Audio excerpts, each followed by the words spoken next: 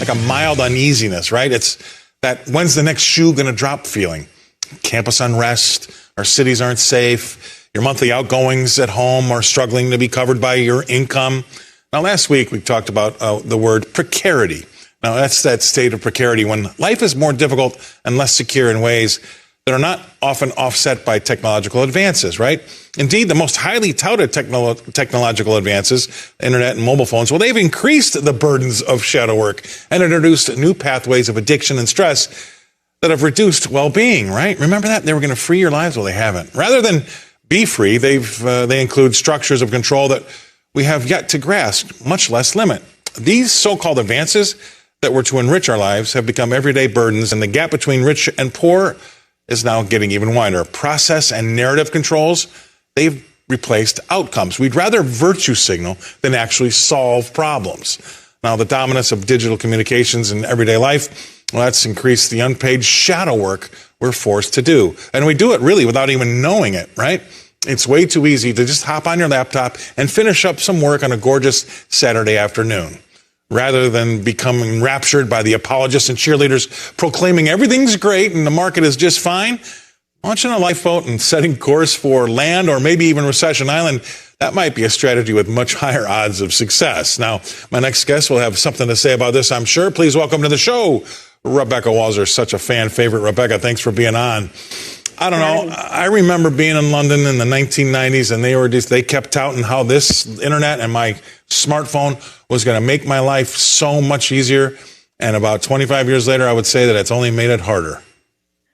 Yes, I mean, the convenience of having your boss in your pocket 24/7 is something that we all can, well, I don't have a boss necessarily except for my clients or my boss, but, I think that this is really something that we need to stop, Scott, and have an honest discussion about, because what we have done is we've just gone full force without actually having any kind of appropriate SWOT planning. What are the strengths? What are the weaknesses? What are the opportunities? What are the threats here? And AI is now also going in that same exact pattern. We're going full force down this road of AI, and we are not stopping and having a national conversation about this is the displacement of millions of jobs and eventually all human jobs, really. I mean, that is where the technology is going. And so I think that we really need to, as a humanity, as the human beings that we are, we need to stop just saying, oh, there's new technology, let's just dump it into the technology pile and let's just continue on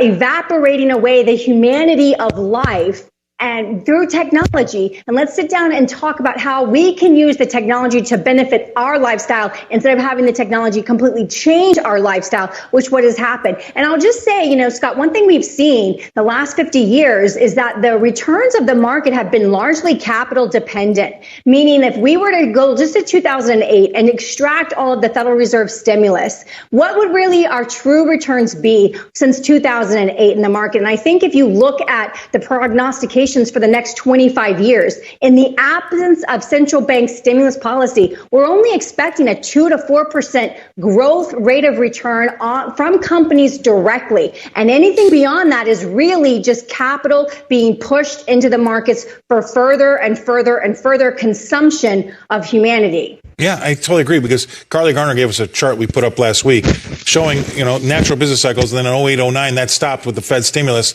and the returns have just been stupendous. And I think people like me, I'm way older than you, but 8 to 10% used to be a very good return on your stock portfolio. Now 22 and 26 is expected, and that's not realistic because it has been all because of the Fed. Number one. Number two, your point about AI. We did a story on this last week, Rebecca. Now researchers have been able to program AI so that it can now recognize sarcasm on its own. So where does that go, and what we're talking about, how that is going to affect the human psyche, how work's going to be? I mean, I shudder to think. I mean, I'm 58, so I can see the barn from here, right? So I'm going to be down the road. But I think that if you're 25, how are you going to be handling all these outside, these things that are going to be affecting you in your daily work life? Yeah, and I want to say about AI, I just want people to stop and just kind of ponder this for a minute. There's no answer to this, but I want you to ponder it. We really do have what we call sentient AI, artificial intelligence. What that means is it is self-learning, and it can basically start to think on its own. Yep. So I want everyone to understand the arrogance of humanity, of human beings that have programmed computers that basically now can think for themselves and become self-sufficient, self-engaging, and they can do all of that, but yet somehow these humans that are programming this AI still believe that humans are going to be able to control it, even though they are now openly admitting that, yes, this is self-thinking, it is self-taught, it's teaching itself, it's writing now its own code because it's becoming that smart. And when you think about it, when you dump all of the human stories, news, all of the scientific studies, all the legal studies, if you dump everything into a database that is self-learning, at what point does that database and that artificial intelligence start to take over the human population?